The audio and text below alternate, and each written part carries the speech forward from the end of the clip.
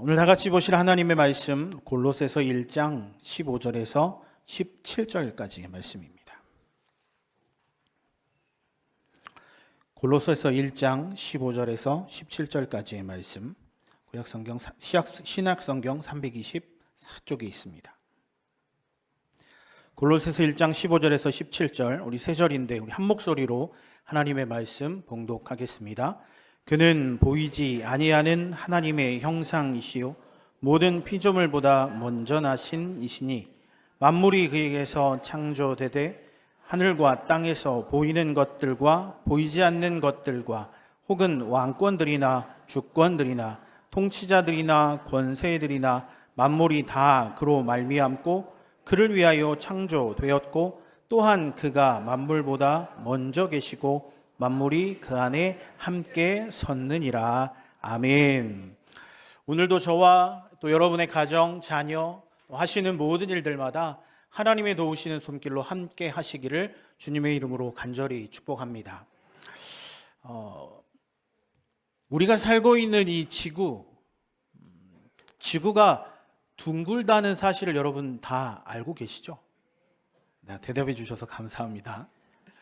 둥글죠. 지구는 둥글어요. 그런데 내 눈으로 그 지구가 둥글다는 사실을 확인하기는 굉장히 어렵습니다.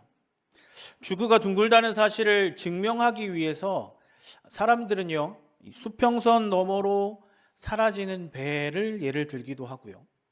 제가 강한대교를 이렇게 지나가다 보면 간혹 대마도가 보이잖아요. 그리고 저 멀리 떠 있는 화물선이 보이기도 하는데 가까이서 보면 굉장히 큰 배인데 멀리서 보면 아주 작고 점 하나와 같은 그런 것들.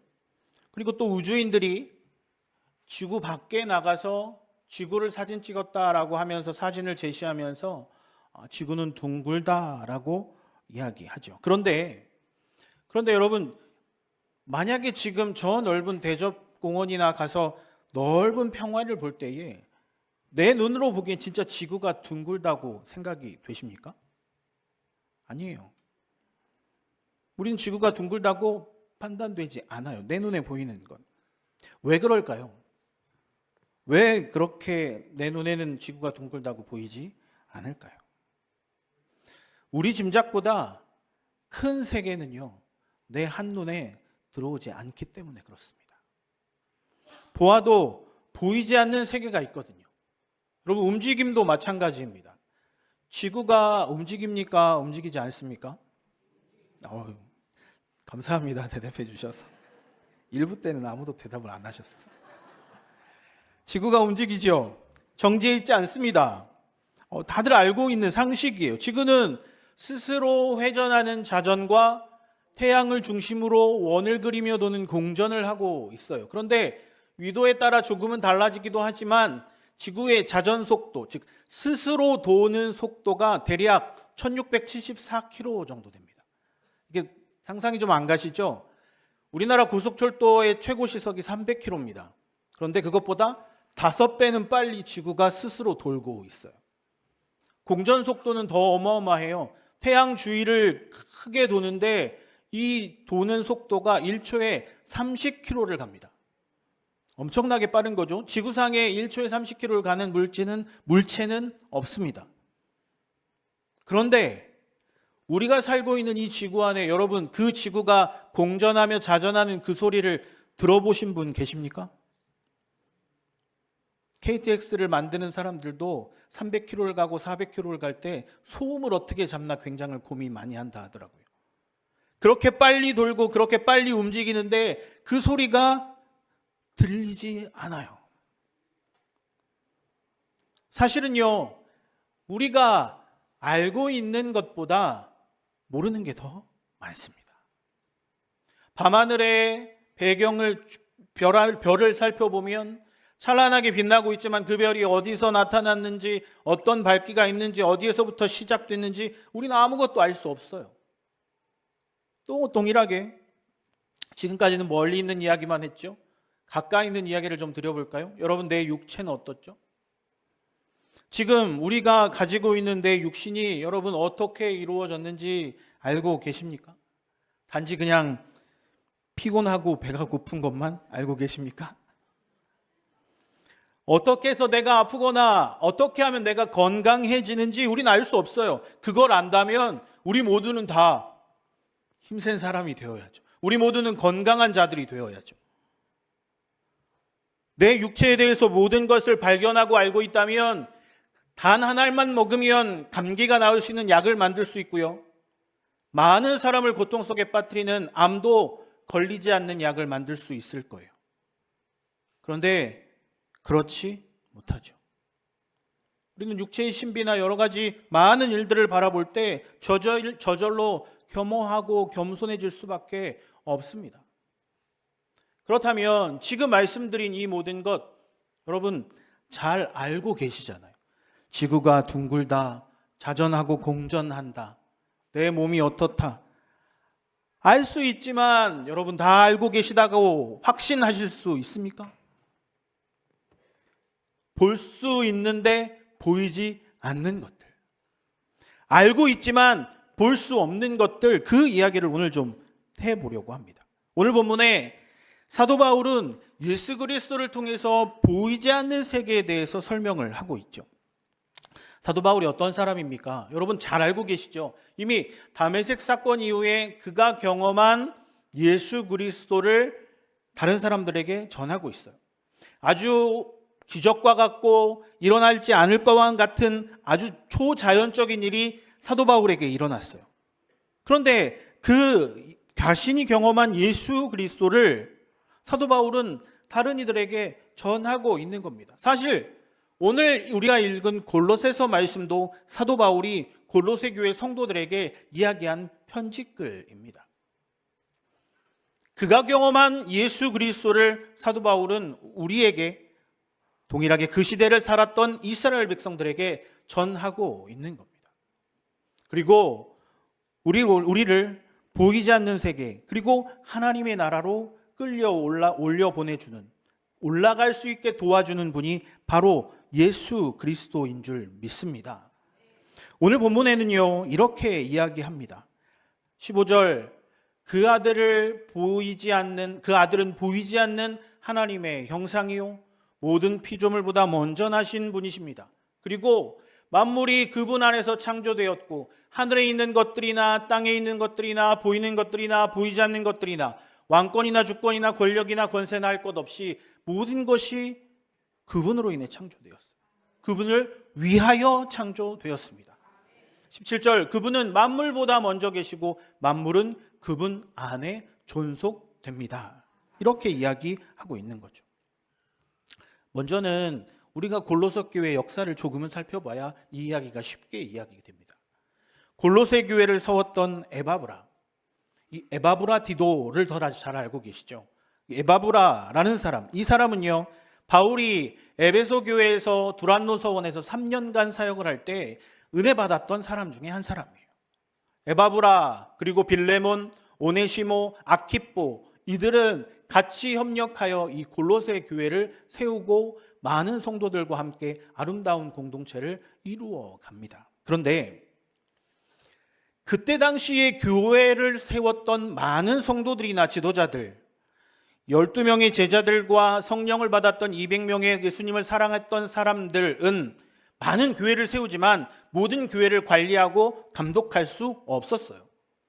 그때 그 주변에 살던 원주민들이나 거짓된 예수 그리스도를 믿었던, 예수님이 돌아가시고 나서 사도 바울과 사도들이 복음을 전하게 되자 그것들이 너무 좋게 여겨 거짓된 예수를 전하는 사람들이 굉장히 많이 있었거든요. 실제로 보면 어떤 사람이냐면 나도 예수를 보았소, 나도 예수를 만져보았어 하며 교회를 세우고 사람들을 모았어요. 그런데 진짜 그 사람들은 거짓말하며 교회를 세웠거든요. 그리고 지역마다 교회가 세워지게 되자 지역의 특색이 있잖아요. 저는 부산에 와서 어떤 아파트를 갔는데 아파트를 밤에 이렇게 지나고 있는데 어디서 기도 소리가 들려요. 깜짝 놀라서 이렇게 봤어요. 그랬더니 베란다 문을 열고 그 앞에 어떤 분이 물을 떠놓고 처음 봤습니다. 지역적인 특색이 있는 거죠. 그러면서 야, 부산 정말 기도 많이 해야 되겠다라는 생각을 많이 했습니다. 지금도 가끔 봐요. 지역적인 특색. 사도들이 초대교회와 그리고 주변의 소아시아 지역과 튀르키예 지역과 이스라엘, 요르단 많은 지역을 돌아다니며 교회를 세웁니다. 그런데 그 교회 안에 지역적인 특색이 들어가기 시작하는 거예요. 무역이 많았던 사람들은 이단의 다른 나라의 이단의 세력들이 들어오고 그들을 위한 모든 잘못된 건물들을 만들고 사람들을 받아들이게 되니 그 사람들을 통해 이단의 세력들이 온 교회 안에 펼쳐지게 되고 이 건강한 교회 안에 예수 그리스도의 복음을 위협하는 일들, 거짓된 복음이 들어오게 되는 거죠. 오늘 골로새 교회도 마찬가지입니다. 골로새서 2장 8절에 이런 잘못된 것들이 들어옵니다. 다 같이 읽어볼까요? 누가 철학과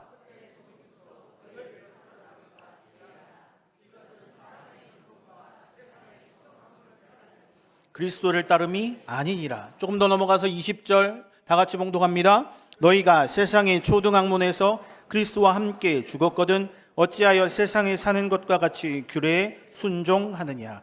대부분의 초대교회들이 그렇지만 건강한 공동체 안에 제자들과 예수님을 사랑하고 성령을 받았던 사람들은 정말 좋은 의도를 가지고 내가 그 받은 예수 그리스도의 일들을 잘 지키며 이 지역을 복음화시키며 믿는 자들을 모여야 하겠다라고 이야기하며 사람들을 모아 교회를 세웠습니다.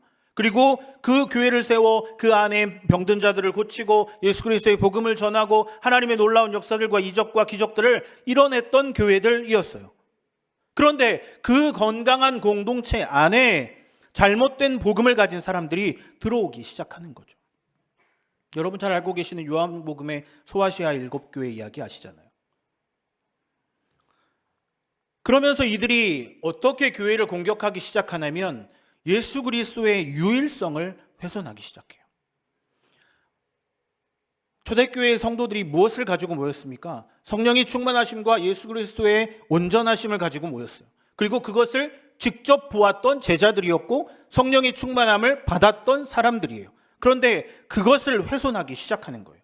뭐라고 이야기합니까? 예수 그리스도로 중심으로 모인 공동체 안에 잘못된 철학, 헛된 속임수, 사람의 가르침, 초보적인 원리, 슬며시 이들에게 들어와 그것들을 무너뜨리기 시작하는 거죠. 여러분, 우리의 공동체는 어떻습니까? 지금 4월 둘째 주 주일 영광 2부 예배를 여러분 드리고 계신데 이 예배를 위해 많은 사람들이 함께 준비하고 기도했고 기대하며 저는 토요일 날 꼭 새벽 기도를 인도하게 되면 내일 진행할 예배를 위해 꼭 함께 기도하고 기대하자고 기도 제목을 꼭 내놓습니다. 더 은혜가 되고 하나님 부어주신 은혜가 크겠죠. 준비하는 겁니다. 똑같이 오늘 찬양을 위해 찬양대가 힘써 찬양을 연습하며 준비했습니다. 찬양팀도 마찬가지고요. 기도자, 모든 헌금을 안내하는 사람들, 그리고 안내하시는 분들, 새가족팀, 이 자리에 앉으신 모든 분들, 같은 공동체 안에서 이 예배를 기도하고 준비하시고 그 일들을 내 마음 가운데 품고 이 자리에 앉으셨어요. 함께 찬양하고 함께 기도하고 함께 기도 제목을 나누고 함께 사역하는 믿음의 공동체 안에, 그런데 여러분 그 안에 속한 여러분들의 마음은 어떤 마음을 먹고 그 공동체에, 그 예배 아니면 이 자리에 앉아 계십니까? 우리 또한 오늘 나의 일상에 어떤 생각을 하며 여러분 오늘 하루를 보내시겠습니까? 아침 일부 예배 때 교회 안에 맛있는 냄새가 이곳에 가득했어요. 지금은 조금 덜한데 오늘 반찬은 뭐지? 교회 밥 맛있다는데. 물론 그런 생각 할 수 있어요. 그렇지만요, 우리 모두가 그런 아주 작은 것까지 내 상황과 형편에 고민하는 것들이 분명히 있거든요. 내가 오늘 교회에서 밥을 먹어야 될까? 아니면 나가서 밥을 사 먹어야 할까? 아니면 내 일상에 나타나는 여러 가지, 한 주간에 나타나는 여러 가지 고민들, 아주 작은 것조차. 그런데 그것이 어떤 하루는요, 별것 아닌 것처럼 그냥 지나갈 때가 있지만 어떤 하루는 그 판단과 그 말과 내 입으로 내뱉은 그 단어 하나 때문에 꼬리를 물어 내 생각이 얽히게 돼요. 다 내가 이 얘기를 왜 했지? 내가 이 상황에 이 결정을 왜 했지? 그것에 얽매이게 되면 더 이상 전진할 수 없는 거예요. 여러분 찬양대 연습을 하시면서 찬양을 못해야지 하며 연습하십니까? 그렇게 하세요? 아니잖아요. 더 잘해야지, 더 아름답게 해야지. 새로 개업하는 가게가 간판을 걸면서 내가 꼭 망하리라 라고 하며 간판을 걸겠습니까? 아니에요. 100% 내가 꼭 성공하리라 라고 하며 간판을 걸잖아요. 그것에 얽매이면 더 이상 전진할 수 없는 거예요. 작은 것 하나라도 내 생각과 내 일들 속에 꼬투리를 잡고 더 이상 전진하게 못하게 내 삶과 내 일들을 막는 거예요. 잘못된 시선은 내 삶의 시야를 좁게 만듭니다. 더 넓게 볼 수 없게 만들어요. 지금 골로새 교회 성도들이 바로 그 상황에 빠진 거예요. 하나님으로부터 구했던 진리가 잘못된 철학으로 재단되고 영혼을 향한 구원의 모든 일들이 헛된 속임수로 전락되었어요. 그리고 하나님을 향한 가르침이 아니라 잘못된 사람의 가르침을 믿기 시작하니 어떻게 됩니까? 하늘로부터 임하는 고귀한 진리가 아니라 그냥 한낱 발에 치이는 진리로 교회는 그렇게 되어버릴 수 있는 거예요. 이 얼마나 억울한 일이에요. 하나님은 진정한 복음을 믿고 신앙생활하는 사람들에게 이런 일들이 시작되는 거예요. 우리에게도 그럴 수 있습니다. 지금 나의 열정과 나의 시선을 어디에 두고 있느냐? 그것은 내일의 나의 삶에 큰 영향력을 끼칠 수 있습니다. 그리고 지금 나의 삶이 어디에 있느냐, 내 시선은 어디에 두고 있느냐가 나의 일상의 큰 방향을 결정하는 줄 믿습니다. 골로새 교회 성도들은 지혜로웠어요. 그래서 어떻게 했느냐? 바울에게 도움을 요청하죠. 바울 선생님, 이런 일들이 벌어졌어요. 어떻게 해야 할까요? 바울은 그때 그리스도의 유일성, 탁월성에 대해서 골로새 교회 성도들에게 이렇게 전하고 있는 거죠. 제일 먼저 그리스도의 가장 높은 주 되심에 대해서 이야기합니다. 이단들이 제일 먼저 공격하는 것이 바로 이거예요. 이단들이 교회들과 성도들을 가장 먼저 공격하는 것이 예수 그리스도의 주되심, 가장 높은 주되심을 공격하는 거죠. 격화시켜요. 여러분 그 얘기 들어보셨죠? 종교는 산에 올라가는 것과 같은데 어떠한 방법이든 어떠한 일들이든 빨리 올라가든 꼬불꼬불 올라가든 차를 타든 버스를 타든 꼭대기만 올라가면 되는 거 아니냐. 종교적인 다양성과 대중성을 이야기하는 거예요. 이게 바로 예수 그리스도의 주되심, 높은 주되심을 격화시키는 거죠.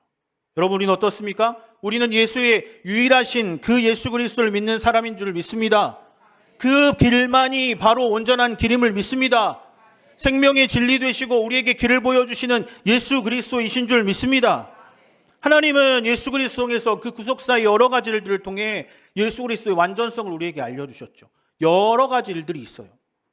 다 이 자리에서 이야기할 수 없겠지만. 그래서 성도들을 비롯한 예수님을 믿는 사람들에게 예수님이 단지 한 명의 신이다라고만, 성인으로라고만 이야기하는 거예요.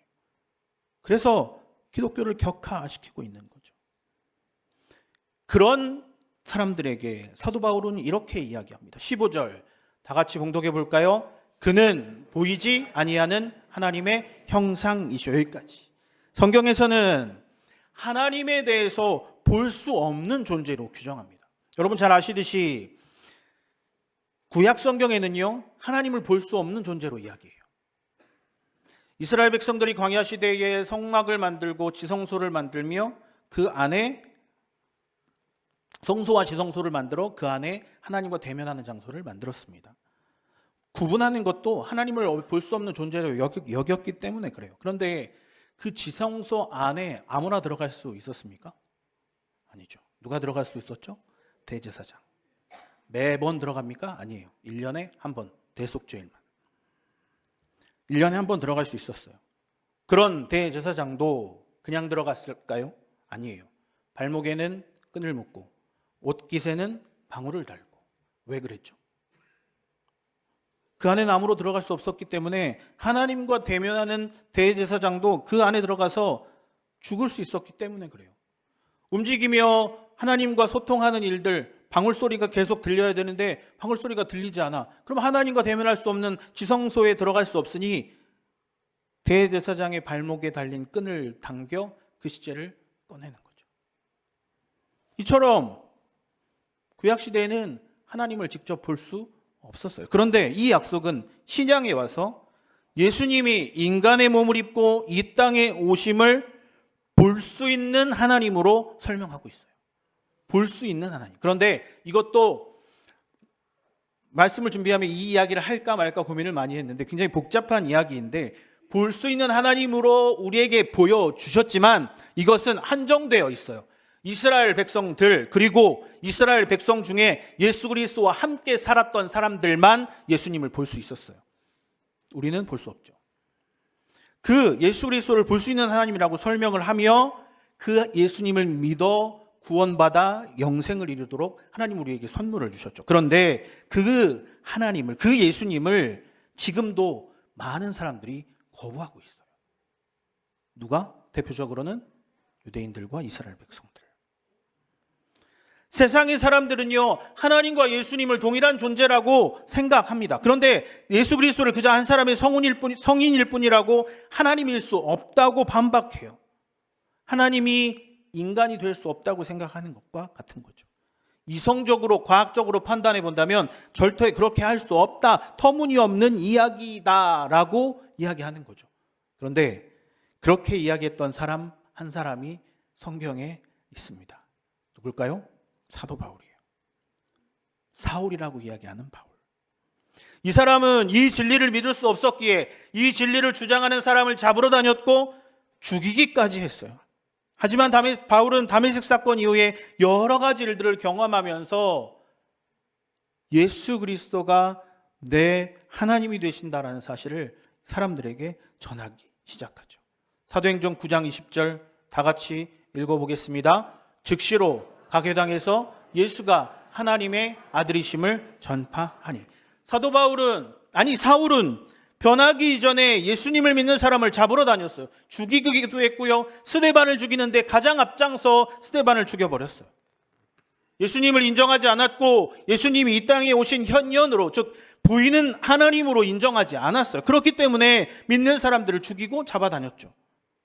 그런데 다메섹 사건 이후 여러 가지 일들을 경험하게 되자 사도 바울은 그 즉시로 예수가 하나님의 아들이심을 전파하고 있는 거죠. 바울은 원래 그리스도가 하나님이시라는 걸 부인하던 사람이었습니다. 그러나 그리스도를 만난 후 그분이 하나님이시기를 전하기 위해, 하나님이심을 전하기 위해 여러 가지 일들을 사람들에게 전파했죠. 그러면서 신약성경을 13권이나 기록한 사람이 되었습니다. 담대한 지도자가, 전도자가 되었다라는 거죠. 누구 때문에? 예수 그리스도 때문에. 골로새 성도들에게 사도 바울은 그런 이야기를 하는 겁니다. 예수님을 가리켜 그는 보이지 아니하시는 하나님의 형상입니다라고 편지를 쓰고 있는 겁니다.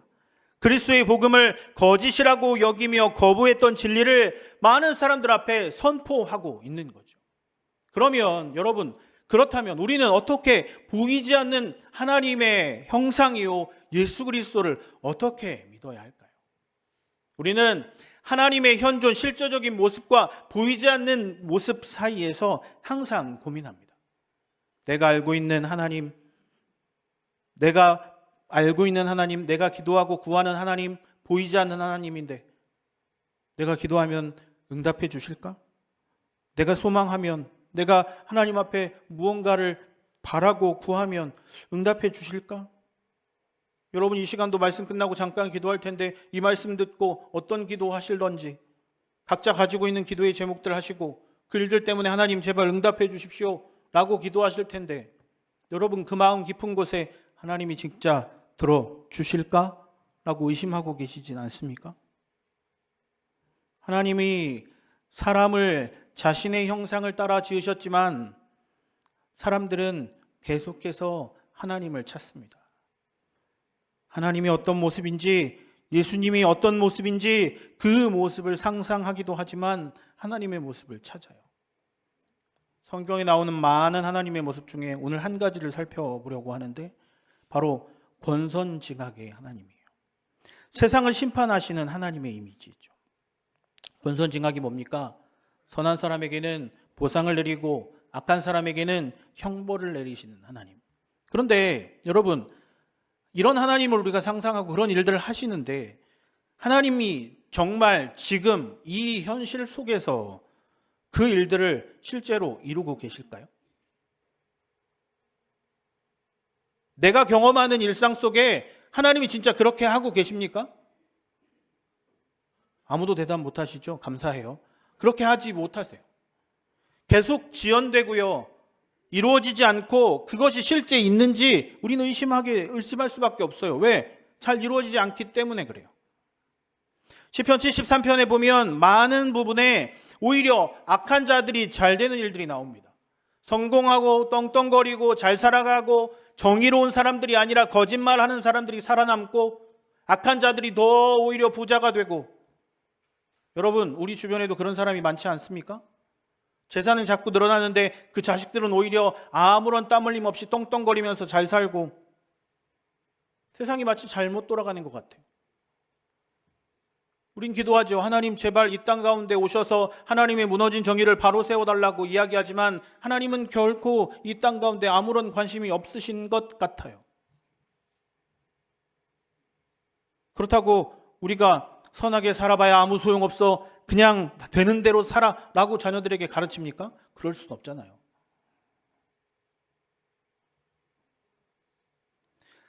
하나님의 정의가 실현되지 않는 세상, 바로 지금 이 세상을 보며, 어찌 보면 골로새서가 쓰여진 골로새의 그때의 상황을 보면 사람들은 탄식하며 고통 속에 신음하죠. 성경에 기록된 많은 탄식하며 내가 이렇게 고통스럽고 이런 어려움이 있고 이런 힘듦이 있습니다라고 하며 사람들의 신음소리가 들립니다. 성경의 많은 부분이 자신의 어려움과 자신의 일들에 대해서 토로하고 이야기하죠. 그 일들 속에 두 가지의 대표적인 단어가 꼭 등장합니다. 무엇일까요? 어찌하여 나에게 이런 일이 일어납니까? 그리고 언제까지입니까? 선한 자들에게 하나님을 믿고 하나님을 의지하고 내가 예수 그리스도를 믿고 살아간다라고 하며 그것을 쫓아가는 사람들에게 고통의 현실 그리고 불의한 현실을 마주하게 될 때 우리는 기도할 수밖에 없어요. 하나님 왜 어찌하여 내게 이런 일들이 일어납니까? 하나님 어찌하여 왜 이런 일들이 지금 나에게 일어납니까? 언제까지 이런 어려움이 있겠습니까? 지속적인 고통에 처한 사람들은 그 고통이 빨리 끝나도록 기도하는 거예요. 언제까지입니까? 내가 믿고 있는 하나님 나를 도우신다라고 이야기하지만 그 고통이 언제까지인지 우리는 아무도 알 수 없죠. 나의 모든 일을 주장하시고 나에게 가장 좋은 일을 준비하신다고 약속하셨는데 하나님 왜 어찌하여 나에게 이런 일이 일어납니까? 하나님 언제까지 이러실 겁니까? 살아계시다던 하나님의 정의가 무너진 것 같은 느낌이 들고 하나님 자신이 불의한 것처럼 인식되는 그 세대. 성경에서 말하는 가장 고난의 사람 하면 누굽니까? 욥이죠. 그런데 이 욥이 자신에게 고난을 당하면서 하나님께 이런 고백을 합니다. 욥 1장 22절 말씀 다 같이 읽어볼까요?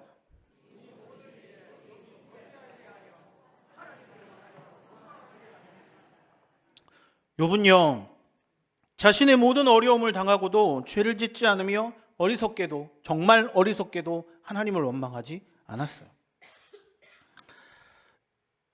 많은 목회자들이 이 본문을 들고 설교를 하면서 믿음이란 걸로 설교를 합니다. 이런 어려움이 있어도 믿음을 잘 지키고 하나님이 나에게 주신 고난이라 생각하고 그럴 수 있죠. 그런데 신앙의 아주 고차원이며 하나님과 진짜 소통하는 기도 많이 하시는 분들은 그렇다고 아멘으로 대답할 수 있겠죠. 그런데 지금 이 상황에 욥과 같은 일들이 벌어졌다면 자식이 다 죽었어요. 자신의 백그라운드가 됐던 재산이 사라졌어요. 내가 가지고 있던 모든 것이 없어졌어요. 결과와 하나님이 나에게 주신 모든 것들이 다 사라졌습니다. 그때 아멘으로 화답하실 수 있으시겠습니까?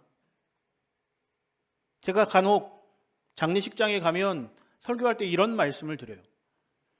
충분히 슬퍼하십시오. 사랑하는 내 가족, 나의 부모님, 내 자녀들, 누가 이 세상을 떠났다면 충분히 슬퍼하십시오. 그리고 그 이후에 주시는 하나님의 능력을 기다려보시기 바랍니다. 그렇게 꼭 이야기합니다. 감정에 충실해질 필요가 있는 거예요. 모든 것이 사라졌어요. 없어졌어요. 욥기에 나오는 모든 것들, 범접할 수 없는 진짜 많은 일들이 일어났죠. 손 하나에 가시만 박혀도 어쩔 줄 몰라 하는 우리에게 진짜 이런 일들이 일어났다면 여러분 어떻게 하시겠습니까? 좀 더 공격적으로 말한다면 진짜 욥은 삶에 정말 큰 타격을 입은 사람이에요.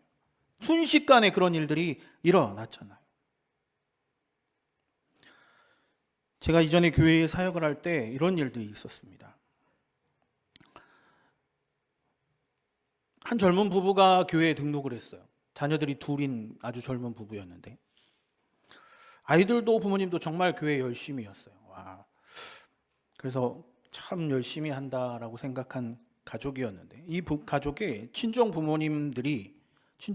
부부가 여행을 다녀오신다고 하더라고요. 그래서 그 친정 부모님을 모시러 간다고, 장인어른과 장모님을 모시러 간다고 전날 차를 정비하고 인천공항으로 다녀오는 길이었어요. 부모님을 모시고 돌아오는 길에 목적지 20km를 남겨놓고 전날 정비했던 타이어가 빠지면서 터널 입구와 정면 충돌해서 그 자리에서 3명 모두가 사망합니다. 딸은 그 자리에 함께 있지 않았지만 딸의 부모님 2분, 남편이 순식간에 없어져 버린 거예요. 마침 그날이 수요일 저녁이었습니다. 그래서 수요 예배를 마치고 담임 목사님과 부랴부랴 그곳을 갔더니 빈소도 차리지 못하고 그 딸은 제대로 앉지 못하고 울고 있는 거죠. 아직도 그 모습이 생생합니다. 정말 저희도 아무 말도 할 수 없었어요. 같이 간 성도들도 위로를 해줄 뿐이지 그 어떤 말도 할 수 없었어요. 그런데 그 집사님에게 그럼에도 불구하고 감사합니다라고 말할 수 있을까요? 욥은요, 어둠과 고통의 시간을 지나간 뒤에 비로소 현실을 현실로 받아들입니다. 하나님의 뜻을 헤아릴 길이 없지만, 하나님의 뜻이 무엇인지 알 수 없지만, 여러분, 우리가 고통을 당하며 내 인생의 어려움을 당하며 그게 나에게 일어나는 일들이 하나님의 뜻이 무엇인지 알고 계신 분 계십니까? 아무도 없을 거예요. 하나님의 뜻이 무엇인지 알 수 없지만 하나님, 내 삶을 주님 손에 올려드립니다 라고 하며 욥은 고백합니다. 예수님도 마찬가지입니다. 마태복음 26장 39절에 예수님이 이렇게 이야기하십니다. 다 같이 봉독해 볼까요? 예수께서 조금 더 나아가서 땅에 대고 엎드려서 기도하셨다. 나는 나의 아버지, 하실 수만 있으면 이 잔을 내게서 지나가게 해주십시오. 그러나 내 뜻대로 하지 마시고 아버지의 뜻대로 해주십시오. 여러분, 우리도 이 구절을 한 번에 읽었어요. 예수님이라면 당연히 그렇게 하실 수 있을 거라 생각하시죠? 아니, 그렇게 많이 생각하지 않으셨을 거예요. 이 구절 띄워주실까요? 그런데 이 구절에는요, 나의 아버지 하실 수만 있으면 이 잔을 내게서 지나가게 해 주십시오. 하나님, 내가 왜 죽어야 합니까? 나는 죽기 싫은데 하나님, 내게 왜 이런 고통을 주십니까? 내가 저 사람을 아는 것도 아니고 나를 죽이려 했던 사람들까지 그 죄를 가지고 내가 왜 죽어야 합니까? 지나가게 해 주십시오. 이것이 내 일이 아니지 않습니까? 내가 감당해야 할 일이 아니지 않습니까? 지나가게 해 주십시오. 그 다음 뭐라고 기록되어 있습니까? 그러나. 오늘 설교의 제목이 보이지 않는 세계입니다. 지나가게 해 주십시오와 그러나 사이에는 보이지 않는 엄청난 일들이 있었던 거예요.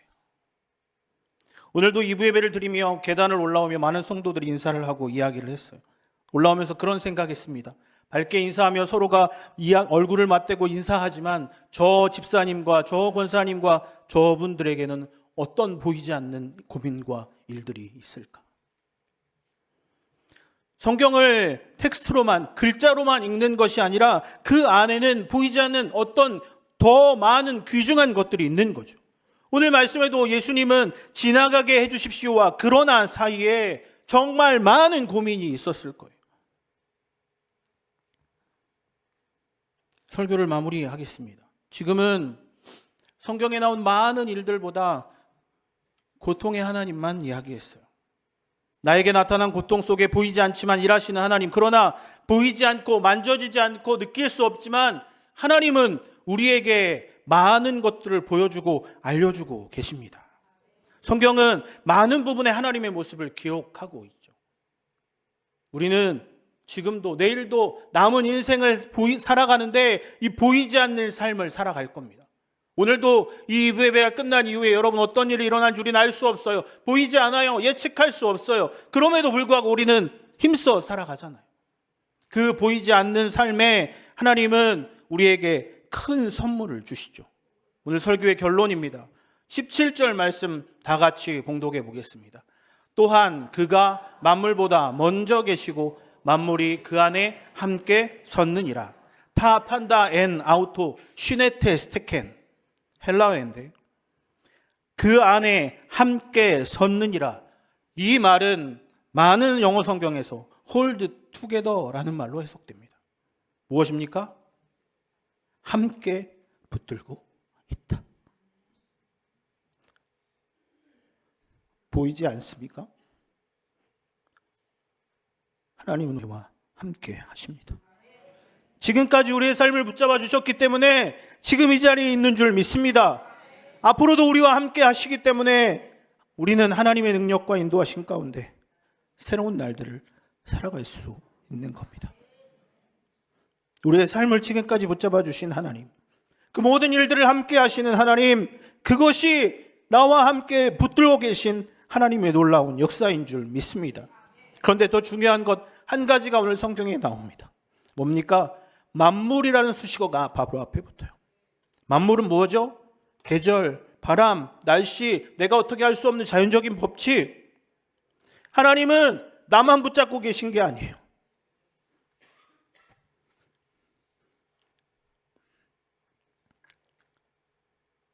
하나님은 만물을 붙잡고 계시기 때문에 어떻게 피할 수 있는지, 어떻게 넘어설 수 있는지, 어떻게 그 일들을 구하고 행할 수 있는지 가장 최선의 길을 알고 계시는 분인 줄 믿습니다.